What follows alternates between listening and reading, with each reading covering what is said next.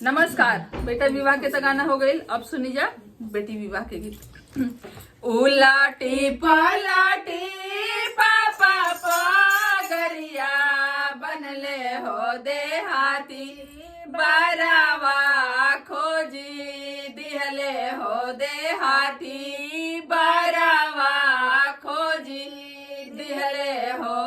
उलाटी पलाटी चाचा पगरिया बनले हो देहाती, बारावा खोजी दिहले हो देहाती, बारावा खोजी दिहले हो।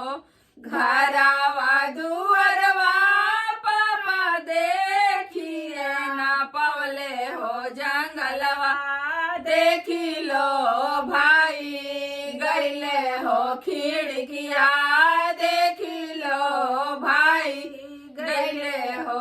घरावा दुअरवा चाचा देखिए पवले हो, जंगलवा देखी लो भाई गईले हो, खिड़किया देखी लो भाई गईले हो। सासू नदिया पापा देखही ना पवले हो, बचनिया देखी लो भाई गईले हो, बचनिया देखी लो भाई गईले हो।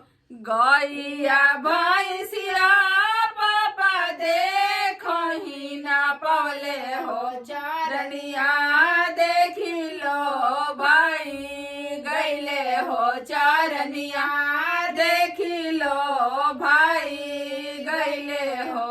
गोरा का करवा पापा देखही ना पवले हो, नौकरिया देखी लो भाई गईले हो, नौकरिया देखी लो भाई गईले। गोरा का करवा चाचा देखी ना पवले हो, नौकरिया देखी लो भाई गईले हो, नौकरिया देखी लो भाई गईले हो।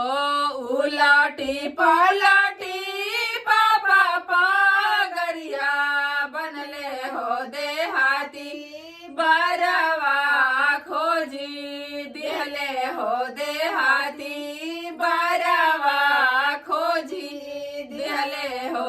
धन्यवाद। का गीत बढ़िया लागल हमनी के, बढ़िया लागल। आप पहला बार देखते नहीं जा तो चैनल के सब्सक्राइब जरूर करी जा, तभी और गीत सुने के मिली ऐसा ऐसा। और हमनी के वीडियो के थोड़ा लाइक भी कर दीजिए और शेयर भी। धन्यवाद। धन्यवाद।